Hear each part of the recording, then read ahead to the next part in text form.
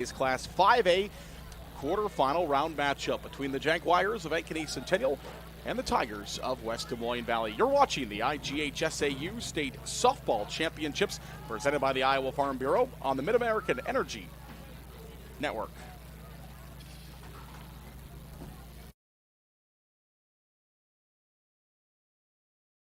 Here in Greater Des Moines, we're the unexpected sports mecca that feels like home.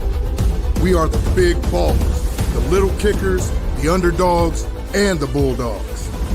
We've got events wacky and wild, big and small, we host them all. That old sports cliche, nobody believes in us? Nah, when you come here, you'll believe it. Because in Des Moines, only the S's are silent. Let's go!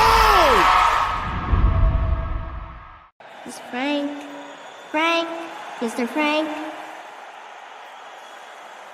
And just what you did now, I think you're the best ever. In your neighborhood, there's a place so good.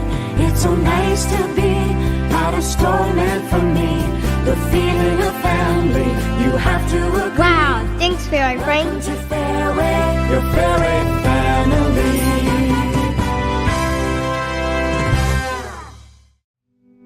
Freedom Tire is proud to support the Iowa Girl through their sponsorship of the Iowa Girls High School Athletic Union. With 6 locations around the metro, you're never far from getting you back or keeping you on the road. Our certified staff and state-of-the-art technology means you can take comfort knowing you've got the best work at the best prices. Give us a try at Freedom Tire, a proud supporter of the IGHSAU.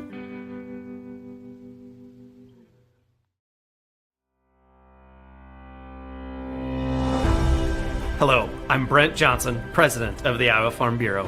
And I'm Erin Gerlich, Executive Director of the Iowa Girls High School Athletic Union. We'd like to thank you for joining us for the Girls State Softball Tournament. The Iowa Farm Bureau knows that strong, vibrant schools are the cornerstone of our communities. That's why we're proud to be the title sponsor of the Iowa Girls High School Athletic Union and this amazing state tournament. This tournament not only showcases Iowa's elite teams, but the athletes competing here today are among our nation's best and brightest. And Iowa's farmers are among the nation's most productive. Our partnership with the Girls Union gives us the opportunity to recognize both, all while supporting and lifting up the Iowa girl. With the help of the Iowa Farm Bureau, we celebrate students' efforts not only on the field, but in the classroom as well. The Iowa Farm Bureau is committed to your success and supports our organization and the Iowa Girl. Through millions of dollars they provide in awards, grants, and scholarships that recognize athletic and academic excellence. As Iowans, we have a lot to be proud of. Whether you're a student competing here today or a fan tuning in, we all play an important role in making our state great. So, from the Iowa Farm Bureau and the Iowa Girls High School Athletic Union, congratulations to your school on a terrific season, and good luck in the tournament games.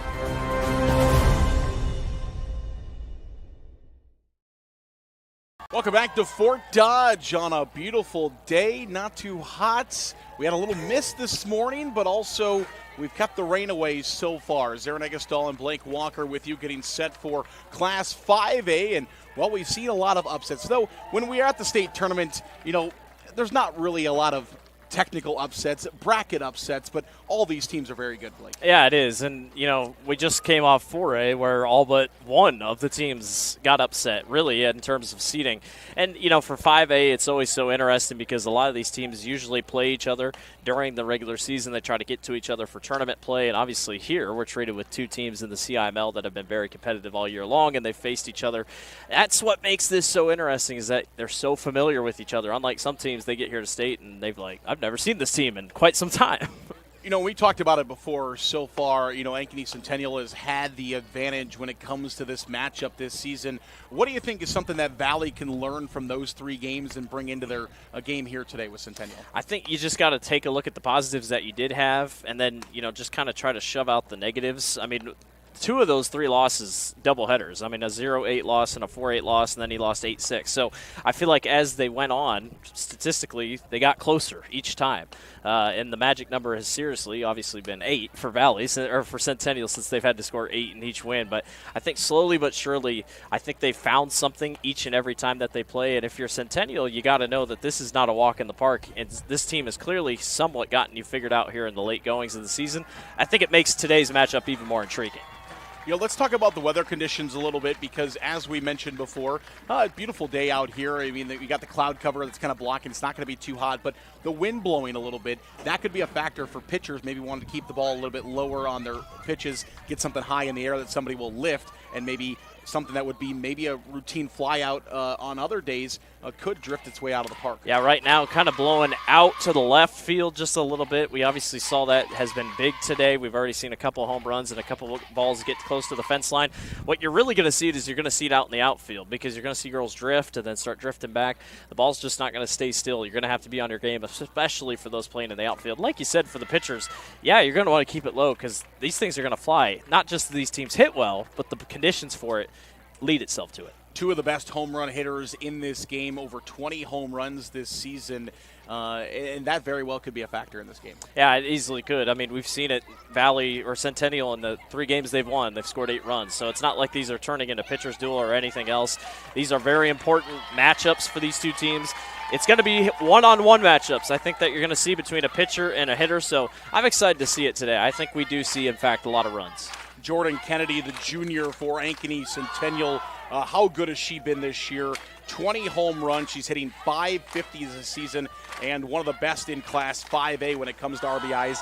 57 total of them for her this year. 60 hits. I mean, she's just unbelievable, and she doesn't really – I mean, she's walked 31 times as well, so she's getting on base no matter what, and that is always crucial here at the state tournament, depending on how different teams play, if you want to move the bases around. But if you can get on base, you set yourself up for a really good day here at the state softball tournament. And on the side of Valley, Mackenzie Moeller, the senior, she's got 20 home runs as well, 53 RBIs, hitting .524 this season. 220 home run hitters this year, and Muller just as good as Kennedy across the way. Yeah, and I think it's just a perfect matchup. I think when everybody saw that this was going to be one of the matchups that we saw here at the state tournament, we knew that these 2 would be the stars, and it's going to be fun. Which one steps up to lead their team to the next round? Let's go upstairs to our public address announcer for today's lineup introductions.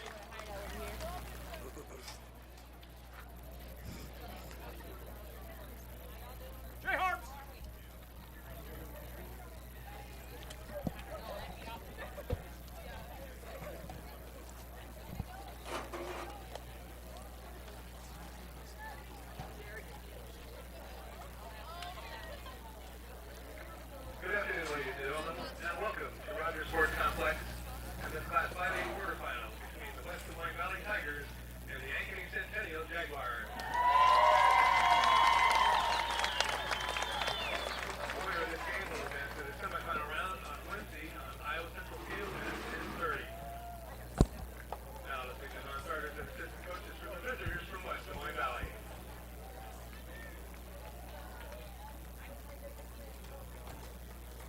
Number 2, Fiona Stuvey. Number 5, Jordan Hoffman. Number 6, Neely Schwingendorf. Number 7, London Rowe. Number 10, Danae F. Number 11, Nia Finn. Number 13, Cassidy Musser. Number 15, Campbell Broderick. Number 19, Isla Brower. Number 20, Chloe Everett. Number 21, Lillian Stammet. Number 25, Taylor White. Number 32, Emily King. Number 36, Elliot Gress. Number 44, Kendall Esmond. The assistant coaches, Megan Getz, Randy Rippinger, Wayne Remy, Reese Cooley, Mary Whitaker, and Chad Barnes. Now let's meet the starters for the Tigers. Batting first, the senior, the shortstop, number 27, Mackenzie Moeller. Batting second, a junior playing second base, number 1, Carrie Rose. Batting third, a junior playing third base, number 8, Addie Ballard. Batting fourth, a sophomore, the catcher, number 3, Isla Herbie. Batting fifth, a sophomore, Right fielder, number 23, Bryn Stipula. Batting sixth, the sophomore, the left fielder, number 22, Lily Finn. Batting seventh, the senior, the DP, number 9, Drew Cooley. Batting eighth, the junior, the center fielder, number 4, Priscilla Rumich. Batting ninth, the sophomore, the pitcher, number 12, Maddie Zlonke. And the flex player this afternoon, a sophomore playing first base, number 17, Mira Hart. Head coach for the Tigers is Tom Beatty.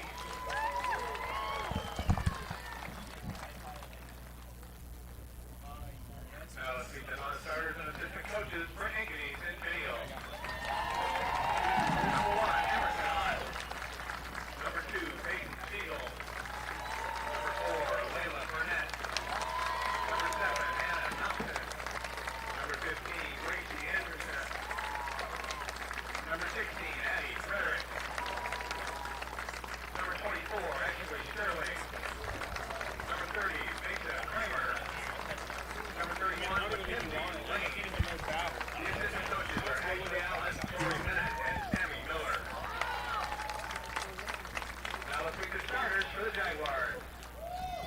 Batting first, the senior playing left field, number 19, Mary Brantley.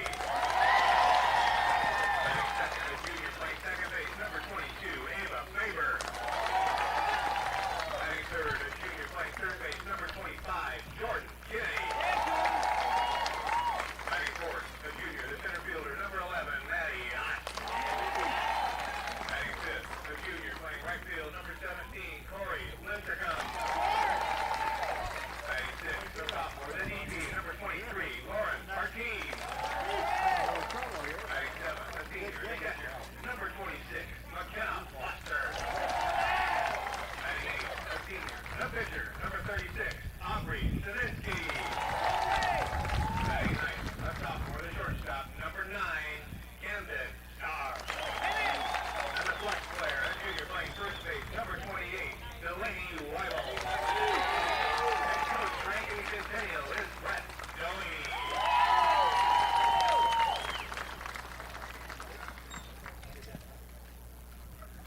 Ladies and gentlemen, direct your attention to home plate for the introduction of our umpires for this afternoon's contest. At first base, Deidre Moore. At third base, Tom Brewers.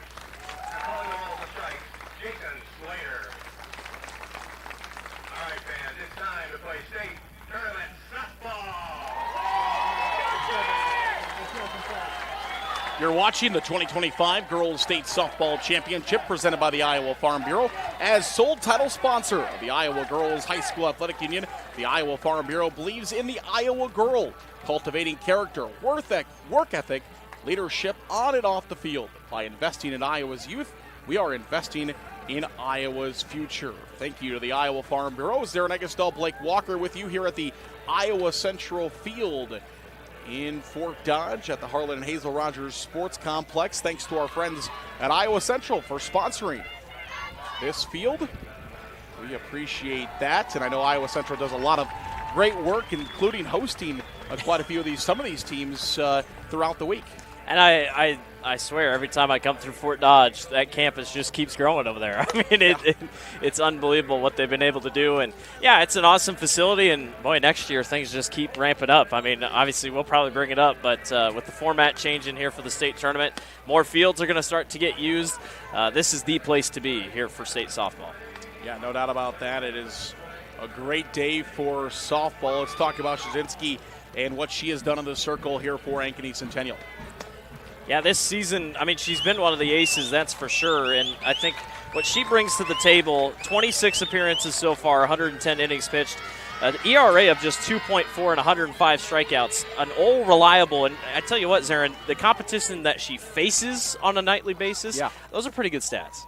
No doubt about that. Muller, Rose, and Ballard, 1, 2, 3 for the Tigers of West Des Moines Valley, and I love them, black pinstripe. Nothing beats a good pinstripe. And the first pitch will miss for a ball. Yeah, the classic pinstripe is nice, but the black pinstripe here for Valley sure looks sharp. It'll be all whites for Centennial in their opposing jerseys. First 2 pitches miss 4 balls. And there's thought process there that Mackenzie Moeller is the best player we've seen in the tournament. I mean, arguably.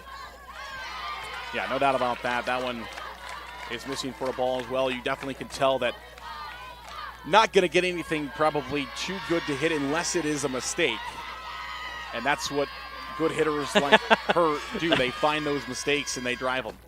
And it's ball 4. That was a non-intentional, intentional walk there of Moeller to lead things off, and she'll be over at first base. 24th walk of the entire year, and you said it. I mean, she's been intentionally walked a couple times this year, but that's what just happens. Sometimes the pitcher will be like, I'll give you a couple hits or a couple pitches to hit, but most of the time they're not going to make the most. So it'll be Rose with the runner on first base, left-handed batter for West Des Moines Valley. Of course, a staple here at the state tournament, and there is the first strike as that one is in there for a called strike. Obviously, Rose, watching that first pitch, hadn't really seen a strike yet. And, you know, everybody talks about Moeller, but Kari was first-team All-State last year, and she really brings a lot. She'll have one in fair territory, and that's going to be a single for Rose, as she did exactly what she wanted to do with that one.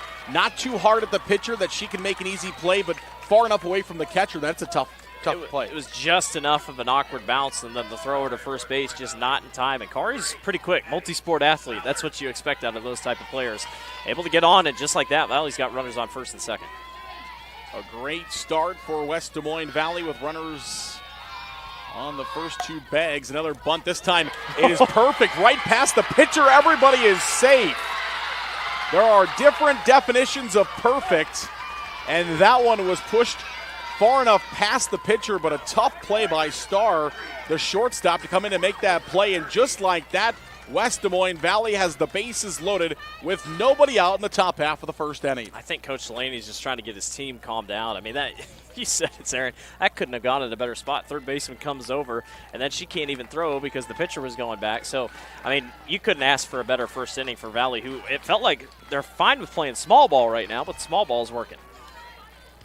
So to the cleanup hitter, Hervey will step in, left-handed batter, and a cleanup hitter's dream to have the bases loaded.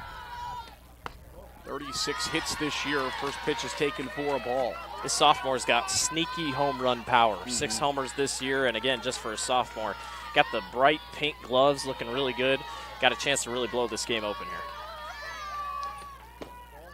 That one will miss for a ball. A lot of pink around here in Fort Dodge. Of course, the color of the Iowa Girl and the Iowa Girls High School Athletic Union.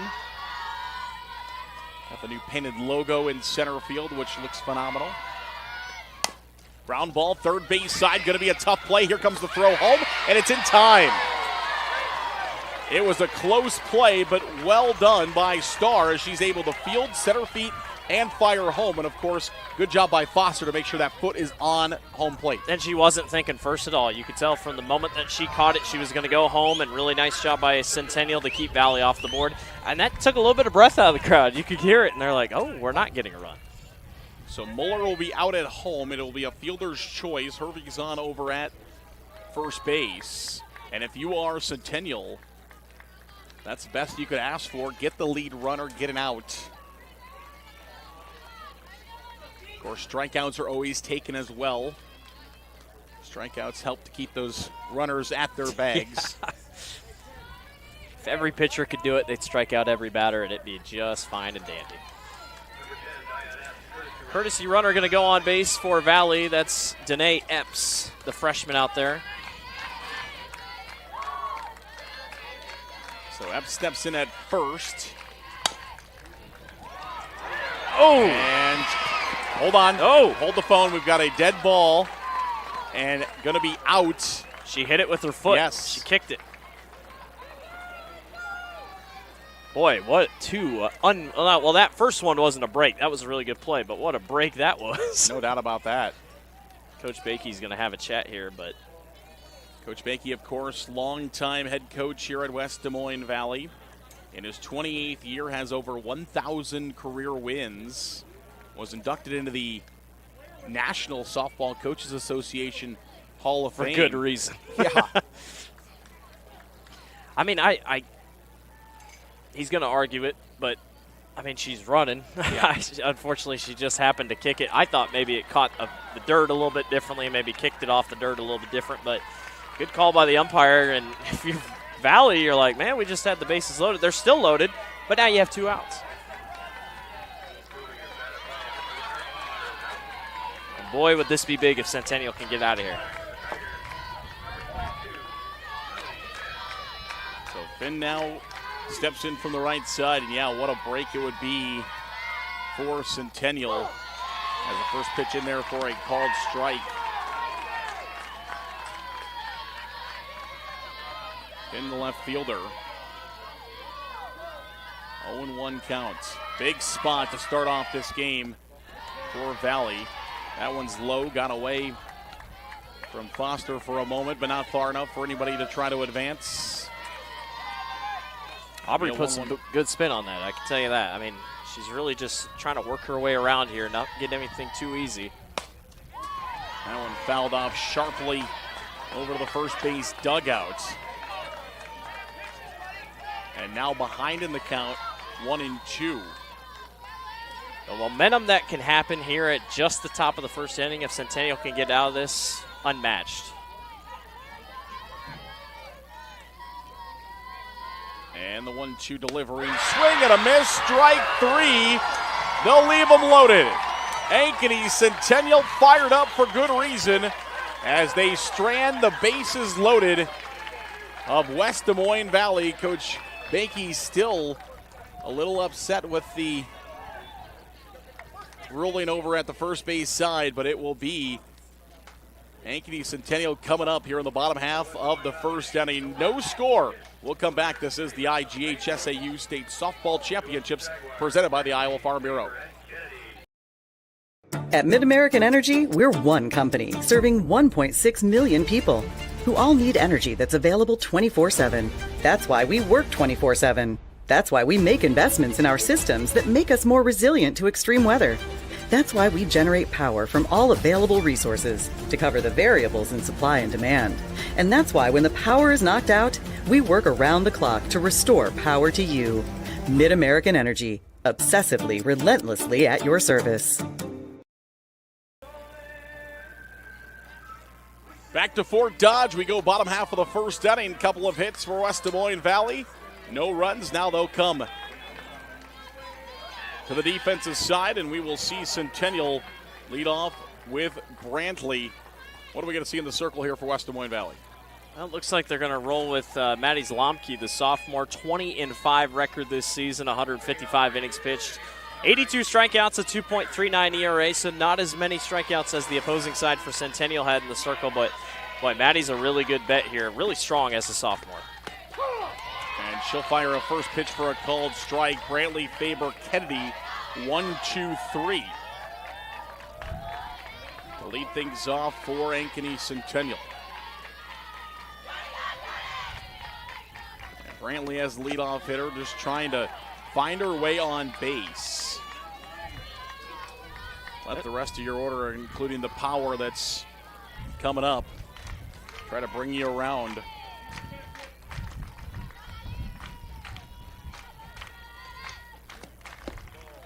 And that one will be taken low for a ball. 2 balls and 1 strike now. It's a really disciplined team at the plate. 165 walks this year for Ankeny Centennial, and Mary is one of just 2 in the 30s for walks, and then they got 2 in the 20s. Strike 2. Got here by beating Urbandale in the opening round of regional play. Beat Cedar Rapids Kennedy in the regional final, 12-3. So got through the regional final.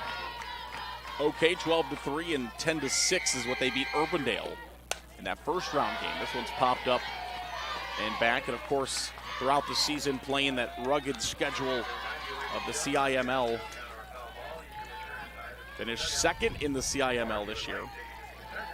And it was a very tough conference, I can tell you that. Southeast Polk had a really good year. Obviously, Northwest led the way, but little blooper over to second base, and it's hauled in nicely by Rose. Didn't have to move too far. Was able to make the play.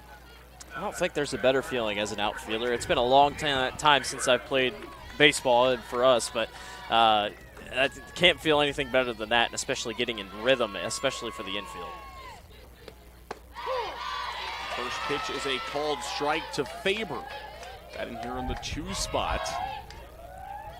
1 out for Centennial. Klomke 7 pitches so far. To retire the first batter and a couple of strikes here on the 2-hole hitter Faber. Nice pitch there, catching the outside corner, and now Faber behind here. She's only struck out 9 times this year, 336 hitter. That one's off the net. Faber heading to DMAC. Of course, DMAC has had such a great softball program, is always making deep runs. And they load up with Iowa athletes. I mean, and that's really what it's cool to see. They get a lot of this in-state talent. Ground ball chopper, going to be a tough play. Nobody's going to be able to make it as Faber's going to chop that one right through the middle.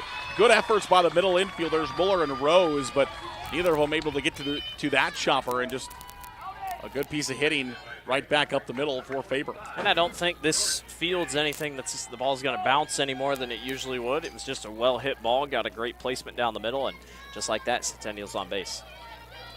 And of course, it's always nice to have a base runner on for Kennedy as she steps in, one of the best hitters in the state of Iowa in all classes.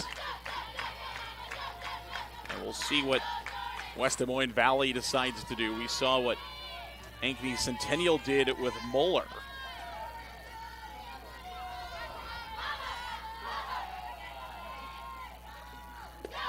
That one popped up, could be playable, and it will not be made by Hervey. That was a tough one, high up in the air, and I will say, maybe it might have been better if it was sunny, you know, because with the gray skies as it is, she didn't take her catcher's mask off, but that was a pitch to grab, baby. Yeah, tough one there, but gives new life to Kennedy, who will step back in. And that one will miss outside for a ball, now 2-1. Got underway a little bit behind today if you're just joining us, as our first 2 games went 9 innings, both in Class 4A.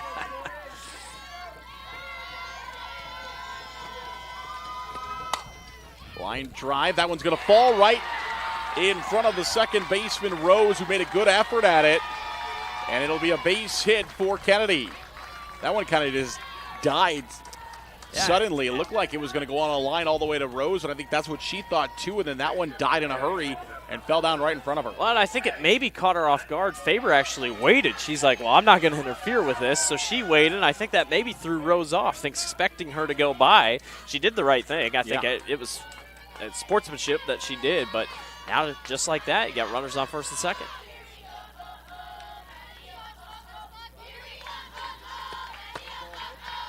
That one misses outside for a ball, and maybe think about what happened in the top half of the first inning. That might have been on Faber's mind also. Absolutely.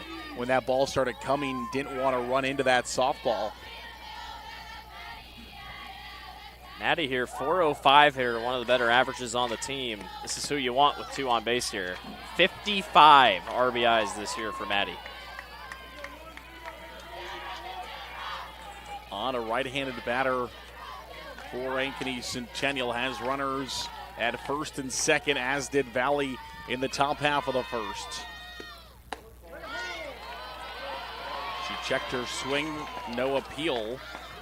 I think she held back. I mean, I think did a good job holding back there. 3 balls and no strikes, the count on Ott. Her 13 homers, second most on the team. Doesn't really have to swing at these next 2 if she doesn't want to.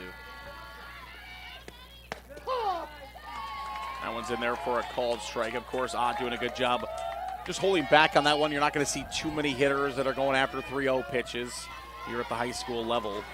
There are a few that have that green light all the time, but for the most part. And they make the most of it. Yeah. 3-0, we're just going to let go by because of that. Come back with a pitch that misses for a ball. Don't want to take a 3-0 pitch and pop it up in the infield. And, you know, I don't think anyone's surprised that these 2 teams load the bases in both their first appearances up to bat. Bakey going to come out and have a conversation in the circle with his team as Ankeny Centennial now has the bases loaded, as Valley did in the top half of the first inning.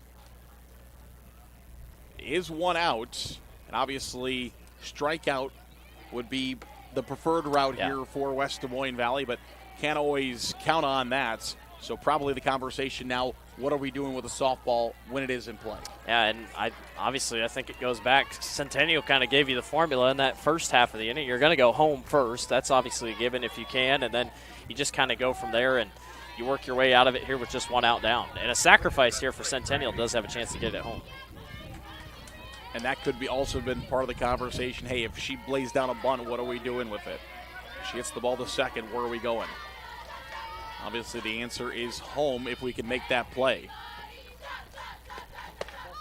As Lincecum steps in from the right side, will get her first opportunity now with the bases loaded. One of just 4 on the team with 20-plus walks this year. So if anyone's going to do it, it could be her. 11 homers, third most on the team. Very patient at the plate this season. Pops it up in the air. Could be deep enough to score a run. Here comes the throw, and it is going to be off the mark, and it will score the first run. Off the mark enough that everybody is around. Kennedy now around third, but she'll have to retreat back to third base. It'll be a sac fly, and the Jaguars strike first. They're on the board. Boy, Coach Delaney's eyes got real wide. He thought, I might be able to get 2 home here, and luckily he put the brakes on Kennedy there. But, yeah, I mean, that's softball. Get that sacrifice fly out. Now you're at 2 outs down. Now you're going to have to get a base hit if you want to keep going, but Centennial's on the board first.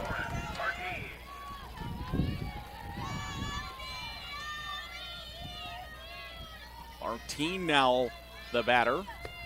And she'll take a first pitch for a called strike. Lauren Martine, just a sophomore. 26 hits this season. 31 RBI, has a chance for more here. Does have a couple of home runs.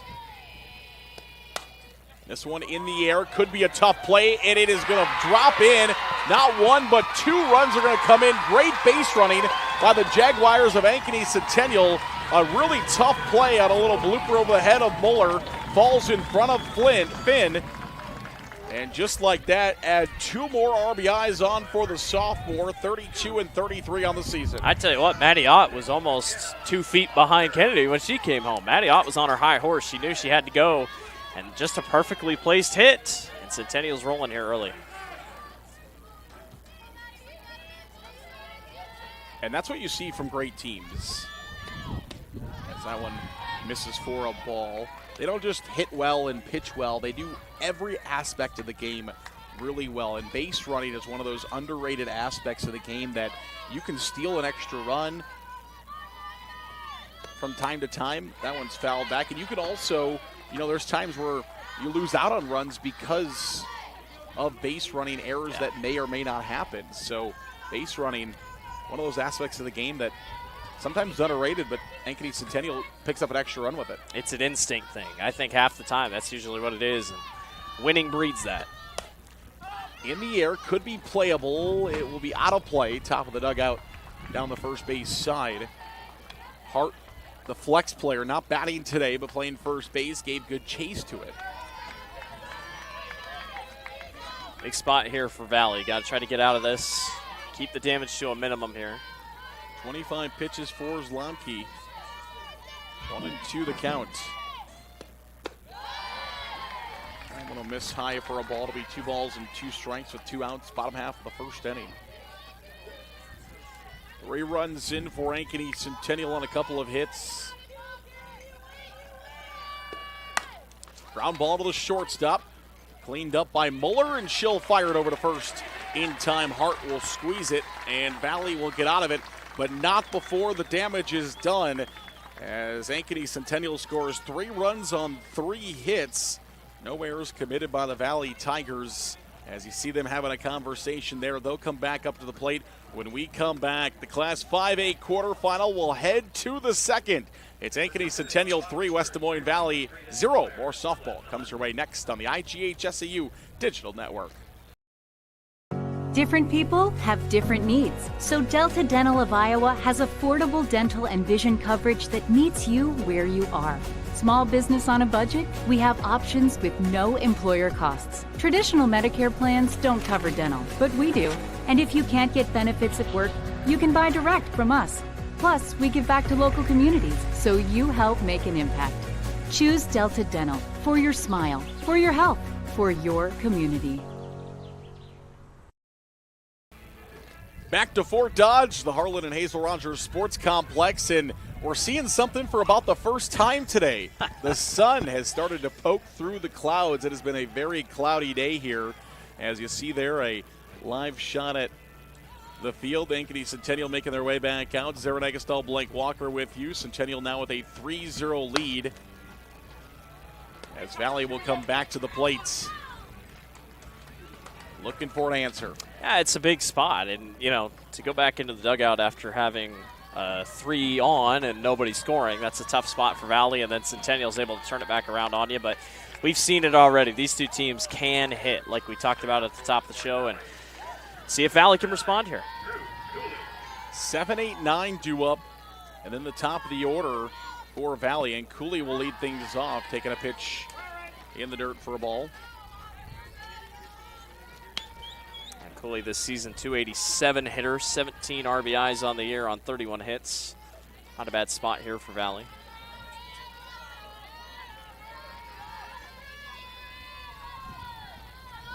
And the 1-0. Chopped foul down the third base side. 1 ball and 1 strike now the count. Valley was able to put some runners on. They know that they can get on base and they can hit.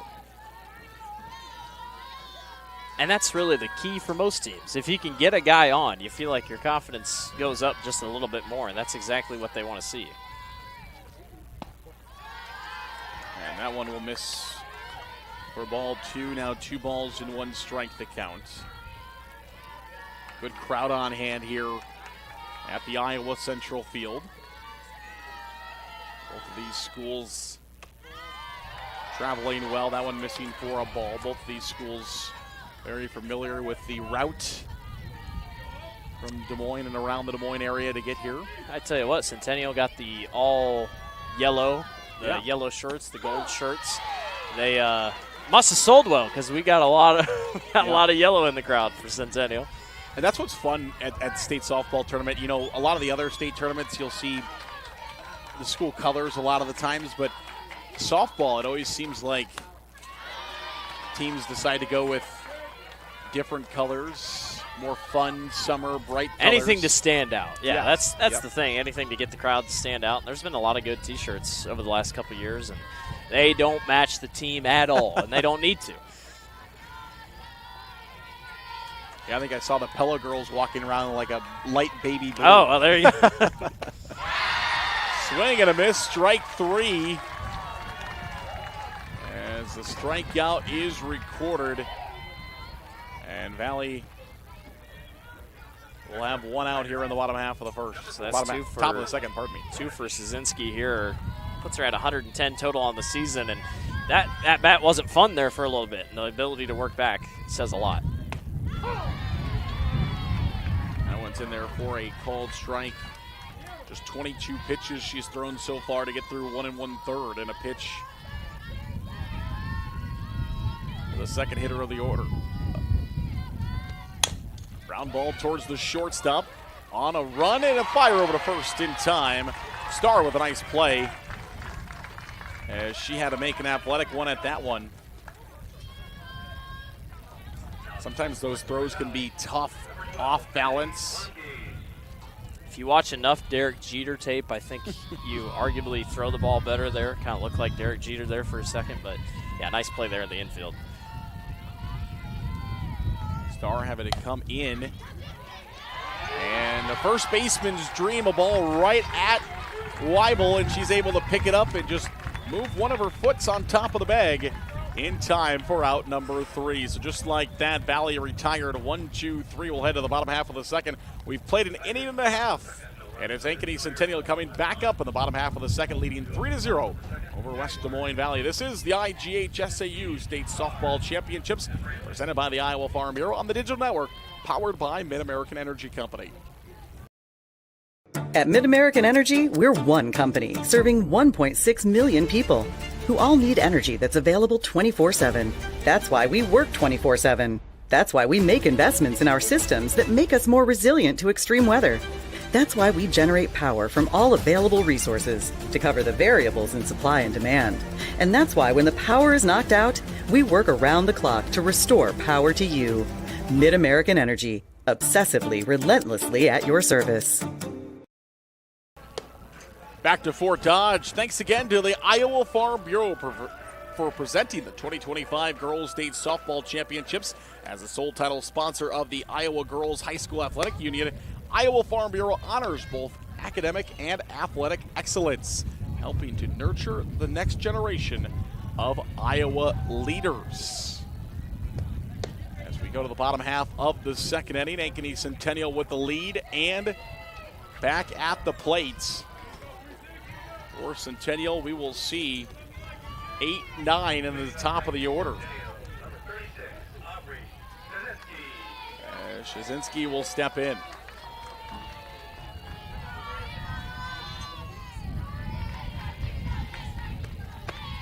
And a big cut at the first pitch. Will be down on the count 0-1. And for Szynski, this is a big at-bat because obviously she's been helping herself on the pitching side, but just making her 19th start hitting this year. And she'll go down on the count 0-2. Zomke getting ready for her 30th pitch of the outing in the circle for West Des Moines Valley. And that one will miss off the outside corner. I love a good pitcher versus pitcher duel. I mean, I like when it's the pitcher batting and the pitcher's pitching. I think it's great. Harvey trying to frame it behind the plate. This one in the air towards center field. And an easy play out there for out number one.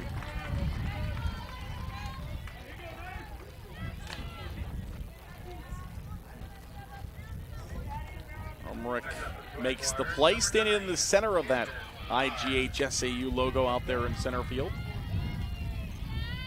It's a nice addition. Yeah, when I saw it, I got a little scared. I'm like, man, I hope nobody gets the ball lost in it. But with the bright neon softball, it kind of helps you out. This one is fouled up and out of play, and an error charged to one of the Valley fans. Had it in the hands and dropped it. This isn't banana ball. Starr batting in the 9 spot. The shortstop made a great play defensively in the last half, and now taking her crack at the plate. She'll line this one just foul down the third base side. One of those, if you can get that ball fair and then bounce it into the corner, usually extra bases, especially with the speed of Starr here at the plate. Well, the wind has shifted. It was blowing out to left. Now it's blowing out to right, so something to keep an eye out on here. And it's been blowing out to left all day long. We've seen a couple of home runs in our earlier games. They dropped another in the Valley crowd. They did. It was in the same section, different gentlemen.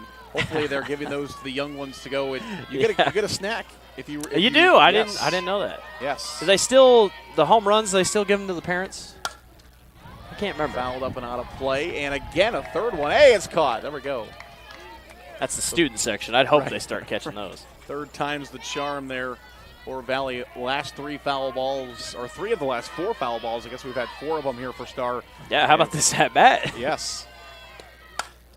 Popped up in the air, gets this one in play. Everybody in the infield will converge on it, and it'll be Ballard, the third baseman, who will come down and make the play. And you see the fundamentals there from West Des Moines Valley. Nobody sat still. Everybody going after that softball, which sometimes can be a little worrisome. But yes, as long as you communicate, which they did very well, it was Ballard, the third baseman, that came in and made the play just off the left side of that pitcher's circle. Yeah, I got worried there for a second. Whenever it goes up, you just never know. Somebody's like, well, do you got it, you got it, you got it. And then authoritative voice comes in and says, nope, figure it out. Brantley will step in. Second plate appearance for her. So now that she's been up once, both pitcher and batter have seen that first time. As a hitter, what are you doing to try to adjust second time through? Well, I think it's always interesting whenever the games go on. Like, usually pitchers do get figured out eventually unless they're just an all-above pitcher. But she's going back and she's talking to everybody. The whole dugout's saying, all right, here's what I'm seeing. I'm seeing something different. And even the chats, usually the chats when the players come in and up out of the batting order, that's usually what they're talking about. They're not just saying, hey, have a good at-bat. It's about what I'm seeing. That one's in there for a called strike. Zlomski's trying to just kind of settle back in right now. 3 balls and 1 strike now the count. Brantley ground ball, shortstop, tough play for Muller. And it'll allow Brantley to get on, as Muller will be charged with an error there. That's a tough just dribbler of a ground ball, and, you know, dirt's not perfectly flat. I mean, that's just not how it is, but, yeah, just couldn't quite grab that thing off the grab. And Centennial's got one on here, 2 outs, and again, with these 2 teams, Aaron, 2 outs, doesn't matter. You're going to get hits, and any chance to score is a possibility. Valley wanting to keep that runner at bay. Ground ball right side, that's a base hit. Runner will not go first to third. Great job to get that ball back in quickly, and a great effort by Rose laying out for it, but tipped off her glove and shoots out into right field.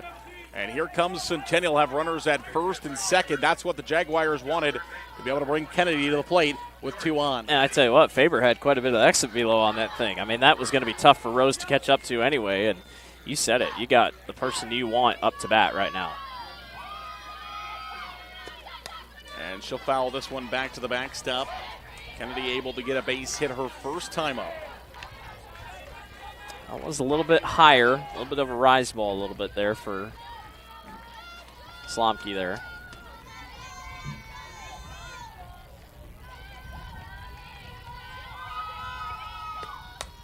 And this one's fouled back to the screen. So Slomke getting ahead in the count, 0-2. No better batter to do that against here. Kennedy will play her college softball at the U of M, University of Minnesota. They've taken a lot of good Iowa talent from us. What's up with that? It's a great softball school. Called strike 3, goes down looking on a pitch that was placed perfectly on the outside corner. And just like that, Valley is able to get out of it on a huge pitch from Zlomke. It was huge. Perfect corner, and I think the frame job might have been even better. We'll come back. We head to the third. 5A softball between Ankeny Centennial and West Des Moines Valley. More to come. This is the IGHSAU Digital Network, powered by Mid-American Energy Company. Hello, I'm Brent Johnson, an Iowa farmer from Calhoun County and president of the Iowa Farm Bureau. As proud title sponsor of the state softball tournament, the Iowa Farm Bureau is dedicated to creating a vibrant future for Iowa through partnerships and programs that help cultivate individuals with great character, a strong work ethic, and exceptional leadership skills. Making it to the state tournament is a great accomplishment that takes a lot of support.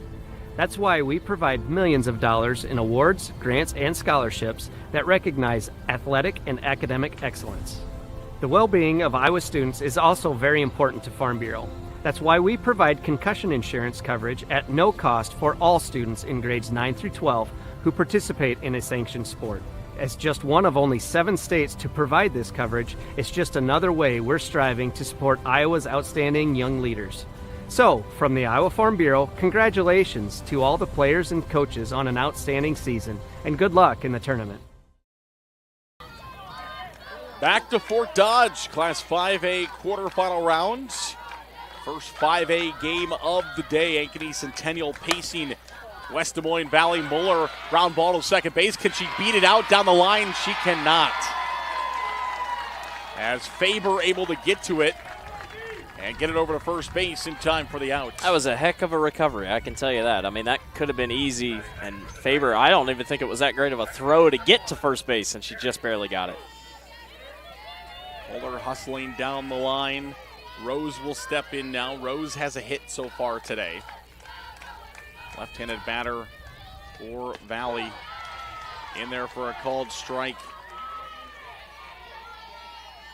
Had that bunt just right in front of the pitcher, too far out to reach for Foster, and was able to reach her last time up. And that one will be outside for a ball. I think that was, obviously designed for Rose to sacrifice, but in the back of her head thinking she can beat it out as well, and she was able to. Next time she'll chop it right back at the pitcher, and the fire to first base is in time. And Kari's fast. I mean, there's no doubt about that. So that's a really nice job by Aubrey to get over there and throw it back onto first base, and that's 2 quick outs. Yeah, it would look like a routine play. All of a sudden you look down the line, and Rose was about to step on the bag. Yeah. So it was a bang-bang play. Ground ball, shortstop side. It's picked up by Starr. And a long throw. Starr just so good, and that's why she's at that shortstop position, as she's able to get it in the hole, and a strong throw across the diamond in time for out number 3. 1-2-3 fashion for Ankeny Centennial. We'll head to the bottom half of the third. And it's the Jaguars still pacing the Tigers 3-0 here in Fort Dodge. We'll come right back. At MidAmerican Energy, we're one company serving 1.6 million people who all need energy that's available 24/7. That's why we work 24/7. That's why we make investments in our systems that make us more resilient to extreme weather. That's why we generate power from all available resources to cover the variables in supply and demand. And that's why when the power is knocked out, we work around the clock to restore power to you. MidAmerican Energy, obsessively, relentlessly at your service. Back to Fort Dodge we go. Bottom half of the third inning. Been a fun one so far. Ankeny Centennial looking to add on to their already 3-0 lead. Yeah, and it's been impressive so far, and what a response by the infield. I mean, the infield really was behind the 8 ball there in that first half of the inning, and then they go up 3 down, 3 up, 3 down. No better way to do it.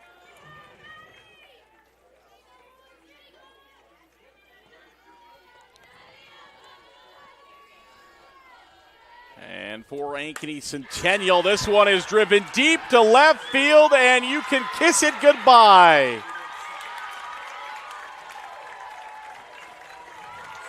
Maddie Ott, one pitch, makes it a 4-0 game.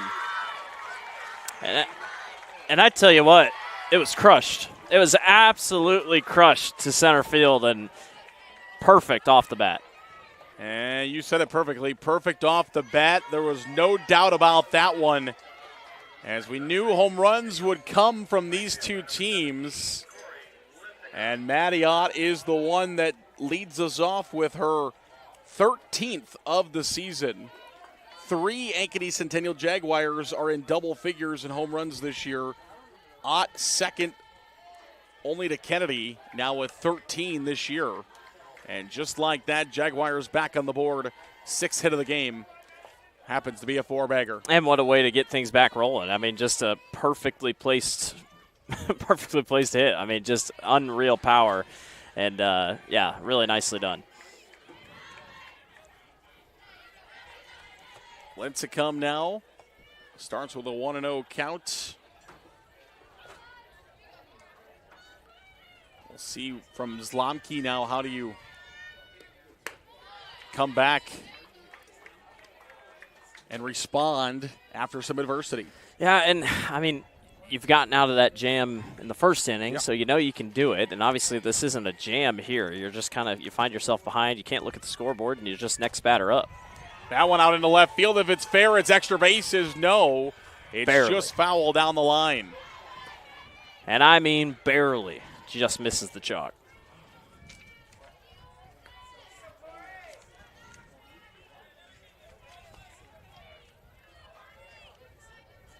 Channel Seed sponsors all of our extra base hits. That home run from Ott, an extra base hit in today's game.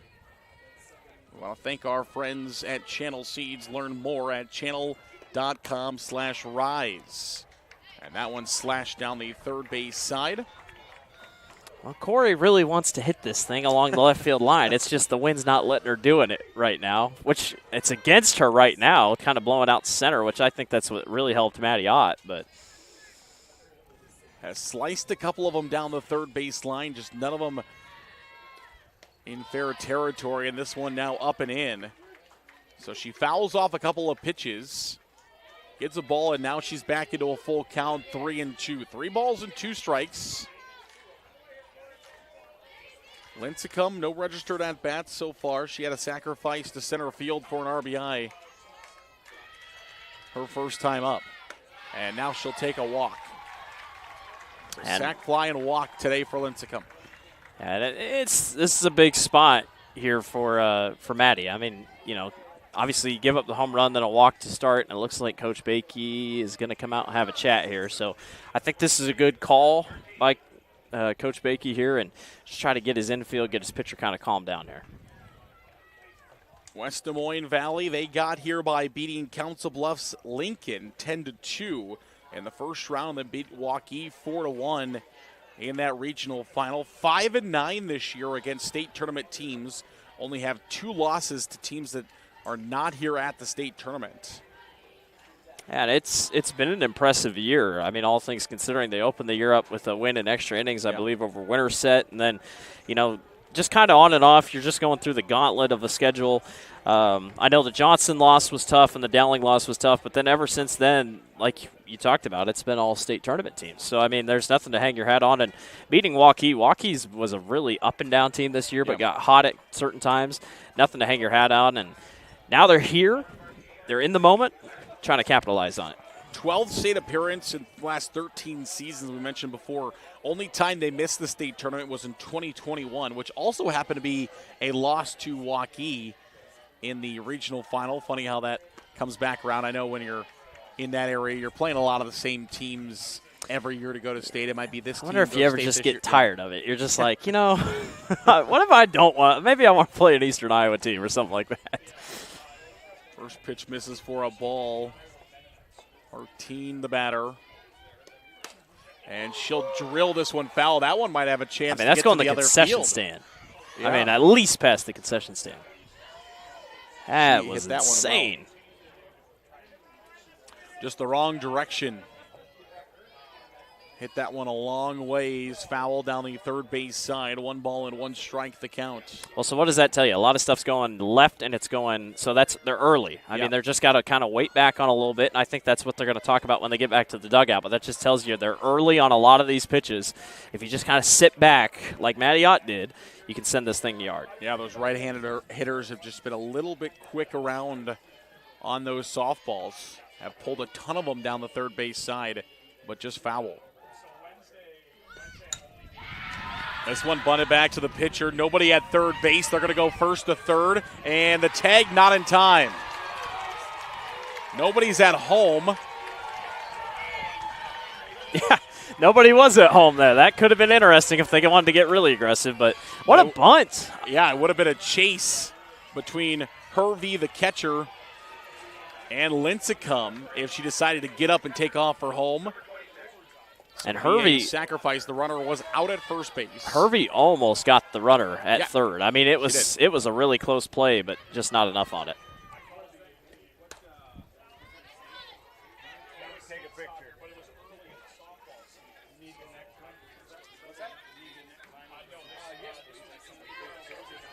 So 0-1 the count.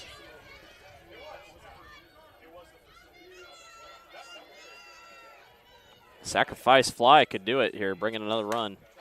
That might do it. This one into left field. The home run could do it too. No, it's going to hit off the top of the wall. 1 run will score, and it'll be an RBI double into left field off the wall for Foster. And a run added on by Ankeny Centennial. 20th RBI of the year, 8th double of the year. Boy, I think they're starting to see the ball pretty well here. Channel Seeds extra base hits. Brought to you by Channel Seeds. Farmers like you are looking to level up their game and rise to the challenge. Learn more at channel.com/rise. Gracie Anderson's going to come on and run here over at second base. So 5-0 is the lead, as Foster will trade places with Lincecum.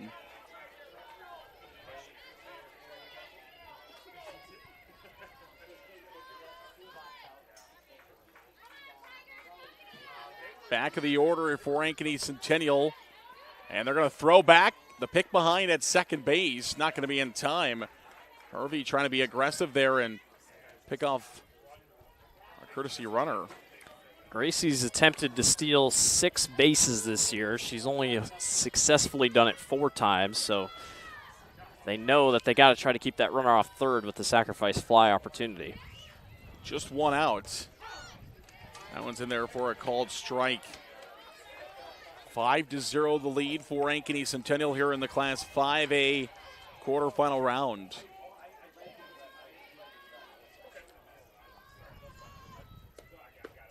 And that one right down the middle for a called strike, now 0-2. Zinski just a 243 hitter this year. 9 hits, 8 of which are singles, 1 double. It's not a bad person to have up here if you're Valley at least. That one misses off the corner for a ball.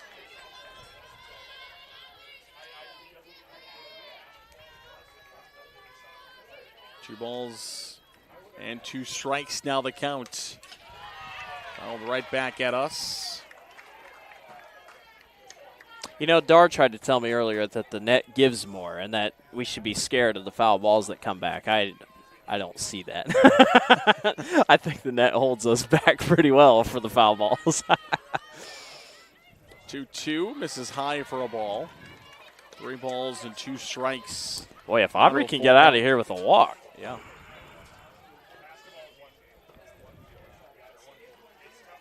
Back to a full count. Ankeny Centennial looking to add some more runs on, already leading 5-0. This one in the air. Foul territory. Will it be playable? It will not for Hervey behind the plate as it goes up into the crowd. Aubrey's only walked 1 time this year in 37 at-bats. 38 up to this point.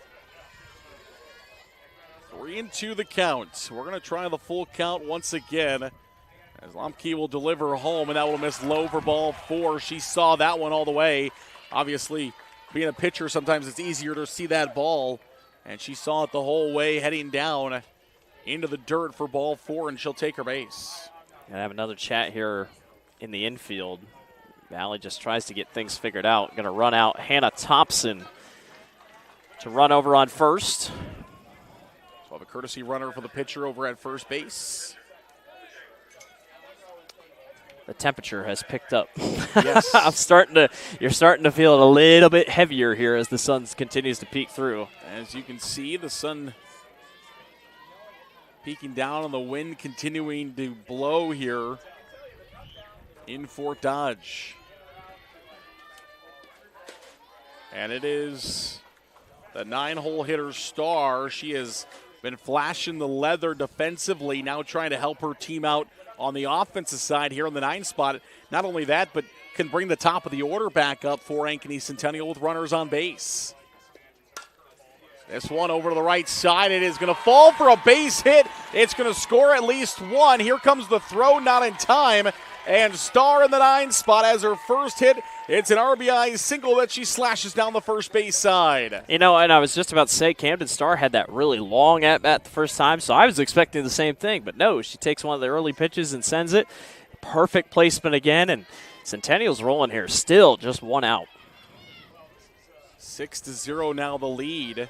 And, of course, now if you're Valley, you're in danger here of, and that maybe that's what Coach Bakey going to come out, and they are going to make a pitching change. You're in danger, the new run rules this year, as we're approaching that territory here for Ankeny Centennial with a 6-0 lead. You want to explain that run rule to everybody that might not know?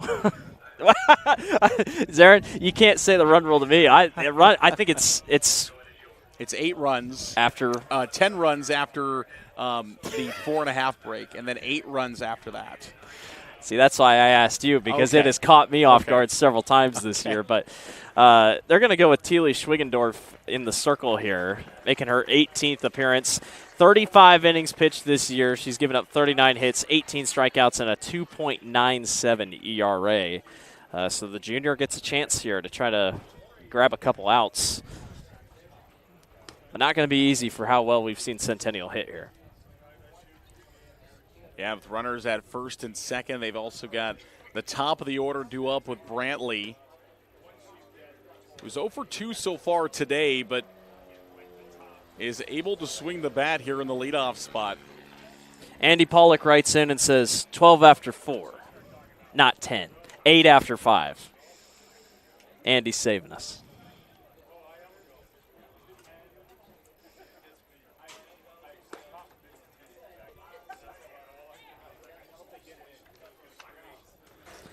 Getting you a score here for Northwest and Dowling. The other Class 5A game going on across the way.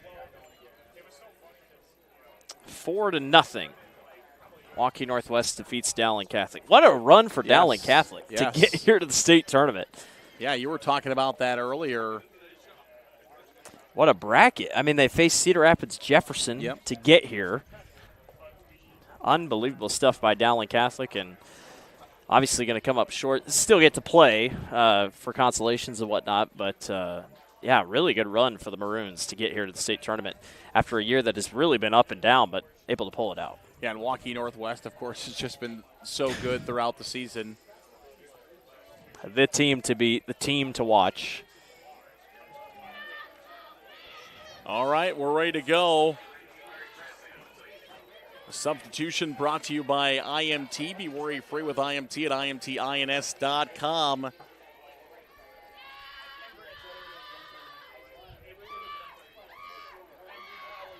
And the first pitch will miss high for a ball. So you got runner on first, you got a runner on second here with just one out. Brantley, 245 hitter coming into today. Over 2 so far, popped out to the second baseman and reached on an error to the shortstop. Her last time up, that one's in there for a called strike. 1 ball and 1 strike now the count.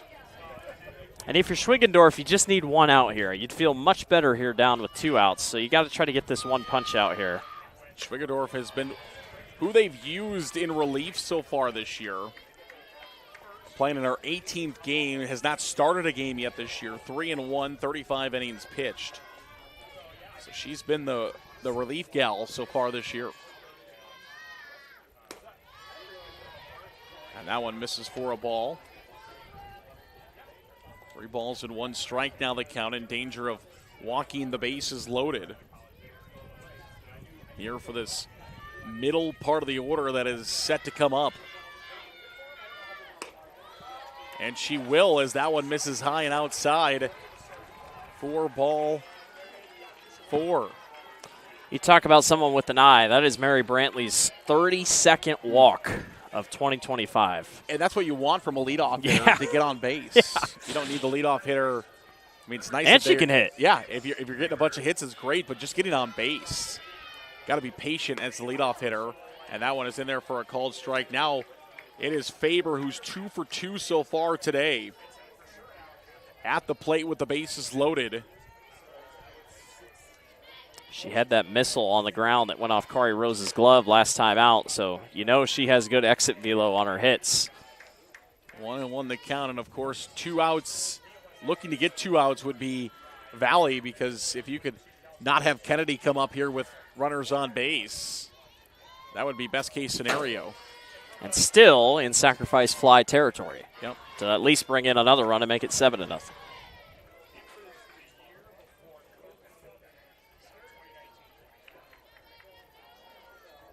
1 ball and 2 strikes the count.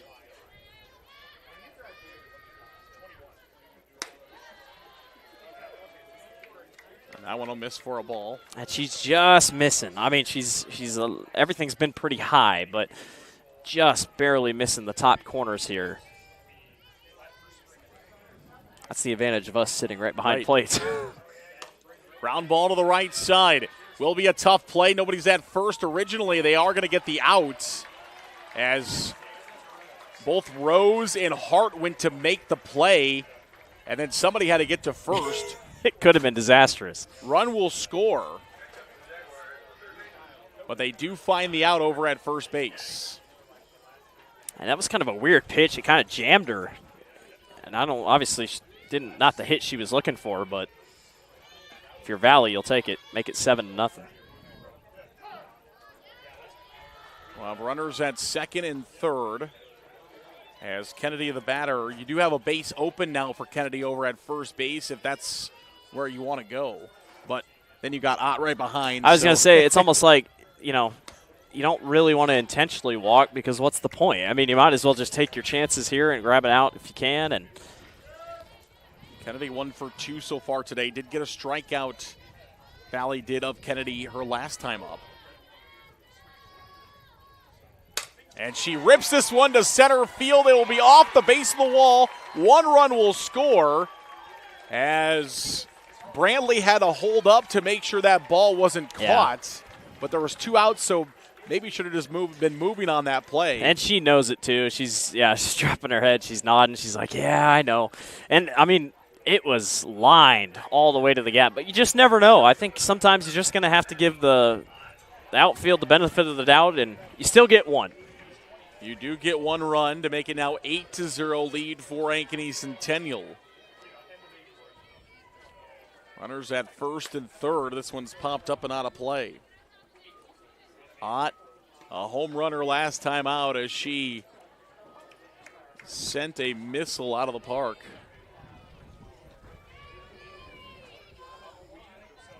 Yeah, they've batted around. Yes. They've been moving things along here. Here's the 0-1. And that one will miss for a ball.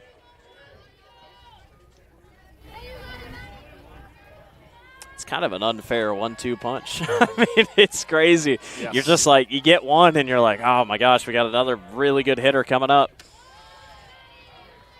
Let's stop by Hervey. You got that runner on thirds there, and anything back to the backstop, it's pretty much a score. Now, I will say this is a pretty forgiving backstop compared to others in the state. Right. Here's the 2-1. Good spin on that one as it is in there for a called strike. As you mentioned before, with where we get to sit at, sometimes it's kind of fun to look ourselves and see the spin. Yeah. It's crazy what these young ladies can do with a softball, as that one is back to the backstop. A good rise ball still is just insane to watch. I mean, you feel like it's not going to go, and then it just lifts last second. It is so cool to watch. Runners are at first and third. 2 outs, 2 balls, and 2 strikes. 8-0 the lead for Ankeny Centennial. This one is fouled back to the backstop. Here in the bottom half of the third inning. Maddie's walked 26 times this year. She's going to make you work in the circle, and that's exactly what she's doing here. Did walk in her first plate appearance earlier in the game. Ground ball through the middle. That'll score another one. Good piece of hitting. Second RBI of the game for Ott, as she sends one right between Muller and Ballard at third and short. And sometimes it's not always about how hard you hit them, but where you hit them. And that one was kind of out and away, like placement hitting. It's like she kind of knew. She's like, I'm going to put this right here between the third baseman and the shortstop, and couldn't have asked for a better spot. And Centennial just keeps rolling here. Kennedy moves up to second. Ott now over at first. And this is Lincecum. And a pitch inside for a ball. How about 10 hits so far? We knew these teams can hit, but boy, Centennial's really making us look good here from what we said in our pregame. Really good showing here by Centennial. That one misses outside, and we've talked so much about Ott and Kennedy today, but Lincecum, she's a double-figure home runs this season as well. 11 of them coming into this tournament. And now 3-0 the count to Lincecum. Yeah, just kind of slipping just a little bit here in the circle. Thiele's going to try to settle it down here. Expect something right down the middle to the best of her ability. Just missed it again. Yeah, ball 4. Bases loaded once again, and the door is open to the dugout, so likely going to see a conversation being had, and we are going to see another pitching change here in the circle for West Des Moines Valley. Mara Hart is going to be our starter here. or our pitcher now. She started in 14 games, so now you got a pitcher that has started. 5-4 record this year, 4.7 ERA, 9 strikeouts in 53 innings pitched. So not a strikeout master by any means, but good about getting players out. And it's a tough break for Valley. I mean, Centennial has just got the bats going, and Bakey's had to go to now his third pitcher. And Hart started the game as the flex player at first base. And, of course, the dugout to go warm up in case they need her. And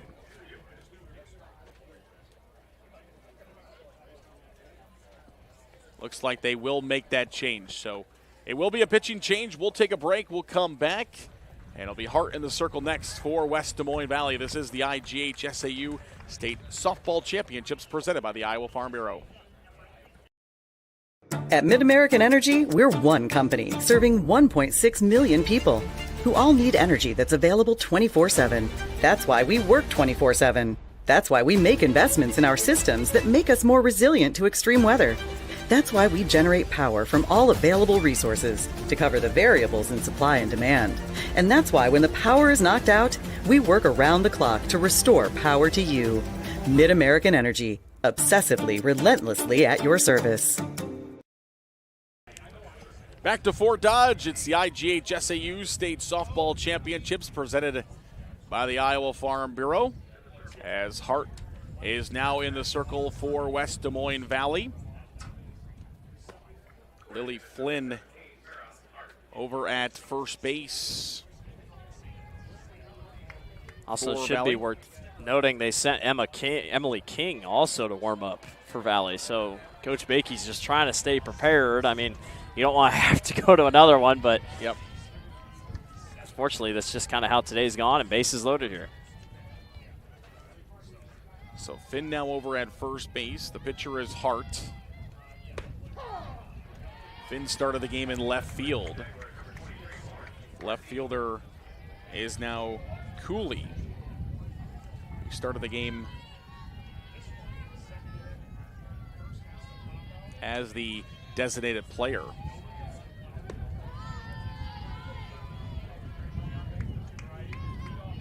One ball and one strike the count.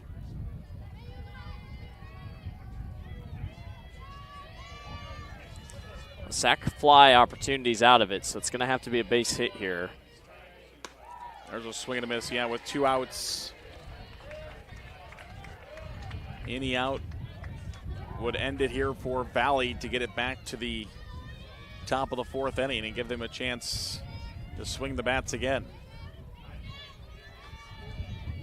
Aces loaded for Centennial. That'll be a line drive, and it's snared over at first base by Finn. Normally in the outfield, and she flashes the leather at first. That would have scored not 1, not 2, but possibly 3, as that would have been sharply down the line into right field and would have been a really tough play. So a couple of runs saved by Finn over at first base, but the damage is done as Ankeny Centennial, a monster. Bottom half of the 3rd inning, scoring 6 runs on 5 hits. And over 50 pitches thrown by 3 pitchers for West Des Moines Valley. We'll head to the top half of the 4th inning. Valley back up to bat when we come back. This is the IGHSAU State Softball Championships presented by the Iowa Farm Bureau. Excelling in athletics takes teamwork, dedication, and a commitment to excellence. These are the same qualities that help our pig farmers and our communities thrive. The Iowa Pork Producers Association is proud to support statewide high school athletics and the student athletes who make us all proud. Visit iowapork.org/wecare to meet the people behind the pork and hear about our winning approach to caring for our pigs, the environment, and our communities. SWIC is a community. Southwestern Community College is a place in rural southwest Iowa where students from across the world come to be a part of a tight-knit family, Spartan Nation, where they study, train, grow, thrive, and are called by name, not by number. At SWIC, we are one.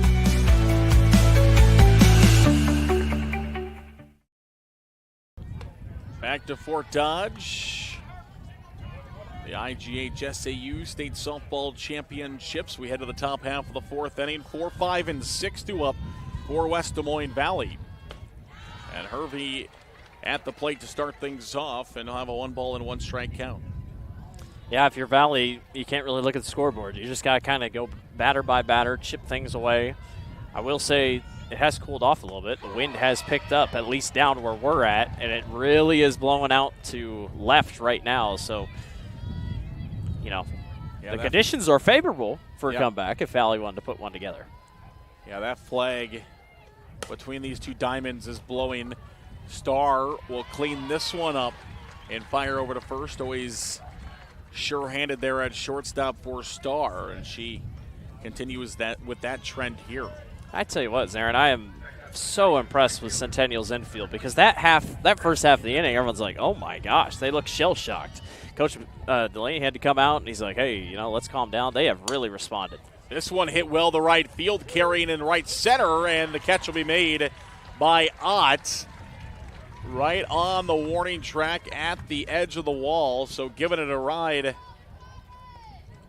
but unable to do anything there as Ott makes the play. And it's been a bit, but wasn't Valley's last half inning 3 up, 3 down? I mean, you know, in a game like this, man, it's just frustrating. It feels like nothing's landing, and then on the other side, you just can't get anything going. That one's in there for a called strike. This is Finn, now the first baseman, who made a incredible grab over at first base to keep more Centennial runs off the board. Now we're getting her chance here at the plate. 0 for 1 so far today. Struck out her last time up. Ground ball to Starr. Starr cleans it up, fires to first, and the throw over in time as Weibel will squeeze the glove for out number 3. 1-2-3 for Ankeny Centennial. They sit down West Des Moines Valley here in the top half of the fourth inning. We'll go to the bottom half of the fourth as Ankeny Centennial a chance to win the game when we come back. This is the IGHSAU State Softball Championships presented by the Iowa Farm Bureau. At MidAmerican Energy, we're one company serving 1.6 million people who all need energy that's available 24/7. That's why we work 24/7. That's why we make investments in our systems that make us more resilient to extreme weather. That's why we generate power from all available resources to cover the variables in supply and demand. And that's why when the power is knocked out, we work around the clock to restore power to you. MidAmerican Energy, obsessively, relentlessly at your service.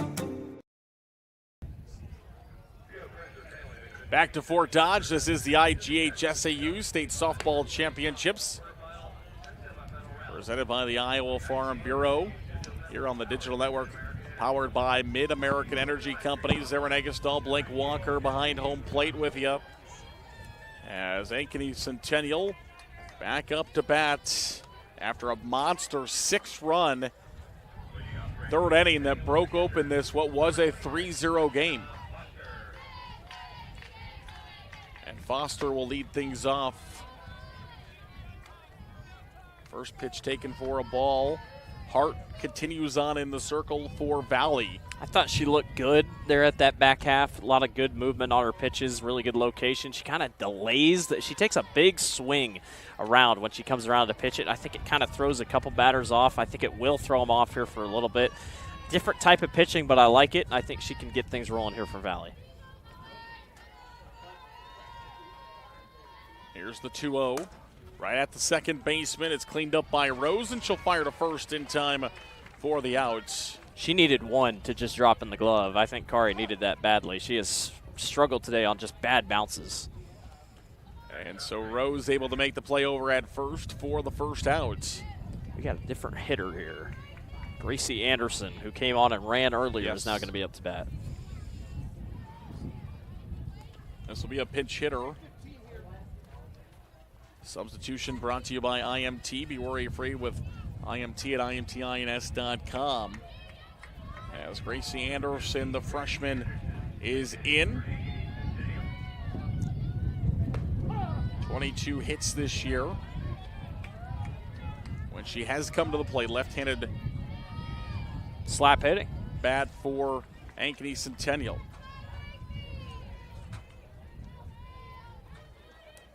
And she'll slap this one foul down the third base side.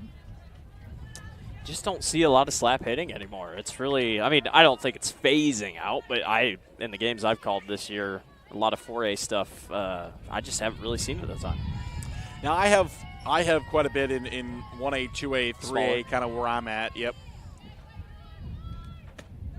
That one misses low for a ball. I know, you get some of those schools that the athletes, you share athletes between sport to sport, and some of those girls, they don't do a whole lot of softball other than when the season starts, but they're really athletic. They can play defense. They can run really well. And that is a diving play. Was the catch made? No, they're going to say it hit the ground. She didn't sell it, I think, enough. I think she had diving effort by Cooley out in left field into foul territory, making an effort at it, but unable to get to that one. That was really close, though.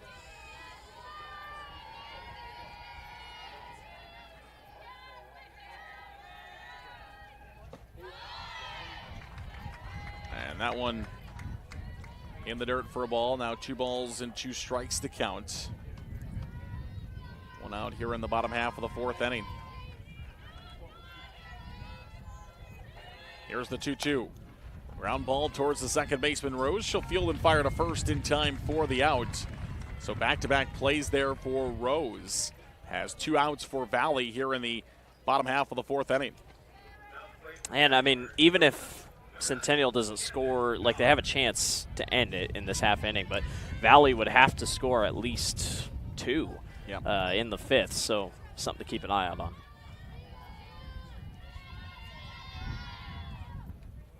Ground ball right back at Hart. She'll field and fire to first in time for the outs.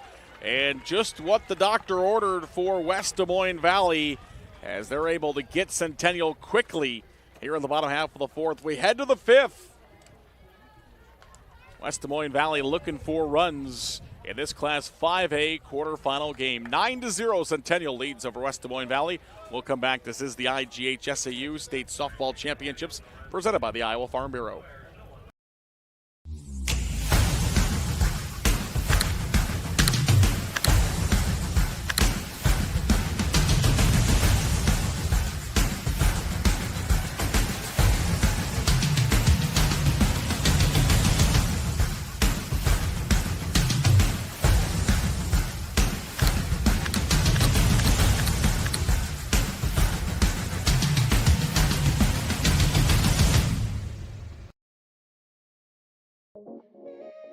This is you. And you are why we do what we do. Each and every one of you are wonderful, amazing people. So we'll treat you that way on your journey of trusted care. Because the way you feel matters. Unity Point Health. Know how much you matter to this world. Fort Dodge, the IGHSAU State Softball Championship, 7-8-9 due up for West Des Moines Valley, looking for some runs here in the top half of the 5th inning, but runs have been hard to come by. As Ankeny Centennial has been lights out defensively in the circle tonight. This afternoon, I should say. There's a little flare towards the second baseman, Faber, who will range out into shallow right center field for out number 1. Well, the first game these two teams played this year, it was the first of 2 in a doubleheader, and it was an 8-0 victory for Centennial, and they've just had Valley's number this year, and unfortunately today, all the hitting went right for Centennial, and unfortunately Valley's just couldn't get things rolling, and they're on their last legs here. And that one will miss for a ball. That has some turn on it. Yeah. And that wasn't the wind. 8-9 here for Valley, trying to get back to the top of the order. We know how dangerous that top of the order has been for Valley. That could be what they need here. Get 8-9 on, then you have your top of the order looking for some runs. Called strike, now 2-1 the count. And what a day Shazinski's had. I mean, just very solid and really has stepped up when they needed it most against a team like this that can hit so well. Towards center field, and Ott is in. Didn't have to work too hard at that one. Just takes about 5 steps in from her natural playing position in center field, and she makes the play. Looks like we're going to have a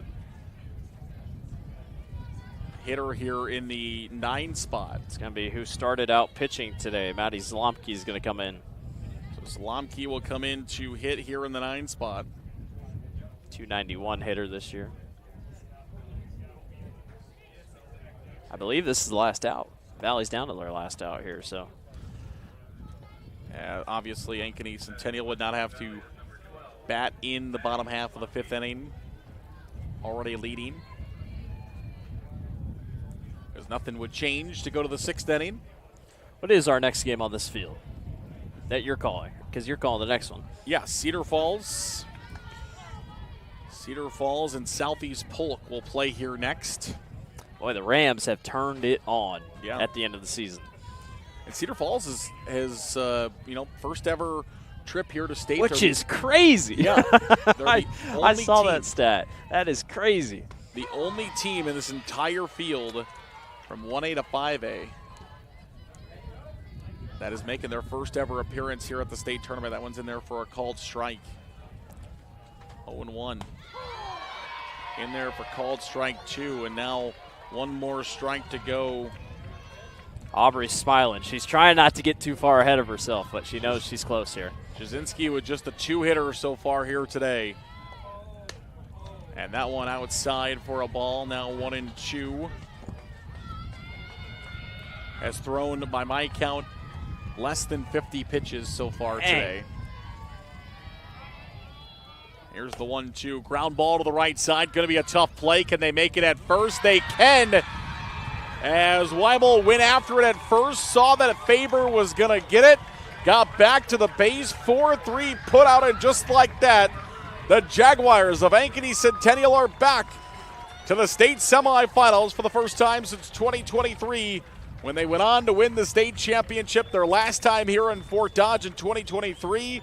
The Jaguars won it all, and now they're right back into the state semifinals after missing the tournament a year ago. They'll advance themselves on first after shaking hands, and just like that, a dominating day for the girls in white. You said it. I mean, just dominating. Just came out and took what was theirs, and, you know, you got to give credit for Valley on an incredible season. Obviously, their week's not over. They'll play for consolation, but it's hard to beat a team 4 times in the season, and Centennial did just that. Really good stuff for Ankeny Centennial here today. And it'll be a tough next game for Ankeny Centennial, as you have an update on the other game that already happened. I know they just started. I'll try to catch something for you. The first game, though, was Waukee Northwest. Yep, Waukee Northwest, so 4-0 win over Dowling. So that will be who the Jaguars of Ankeny Centennial will play. They will play Waukee Northwest in the state semifinals.